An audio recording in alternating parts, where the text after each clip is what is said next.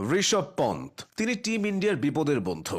দলের সবচেয়ে প্রয়োজনের সময় পন্থের ব্যাটে রান আসে, ক্রিজে আসেন, এপাশ থেকে ওপাশে একবার দৌড়ে মহড়া সারেন, এরপর শুরু হয় তার ব্যাটিং তাণ্ডব। পন্থ এমন একজন ক্রিকেটার যিনি রংহীন ও ম্যারম্যারে ম্যাচকেও মুহূর্তে জমিয়ে তুলতে পারেন। ব্যাটিং বিপর্যয়, ঋষভ পন্থ আছে। দ্রুত রান দরকার, ঋষভ পন্থ আছে। পন্থ টেস্ট খেলেন টি-20-র মতো করে, তবে টেস্ট ক্রিকেটের পন্থ অন্যান্য ফরম্যাটের থেকে আলাদা। মাত্র 27 বছর বয়সে সাদা পোশাকে তিনি ভারতের হয়ে যা যা করেছেন, অনেক ক্ষেত্রে সেটা মহেন্দ্র সিং ধোনিও পারেননি। অস্ট্রেলিয়া থেকে ইংল্যান্ড, যেখানেই ভারতের বিপর্যয় সেখানেই পন্থ ত্রাতা হয়ে দাঁড়িয়ে যান।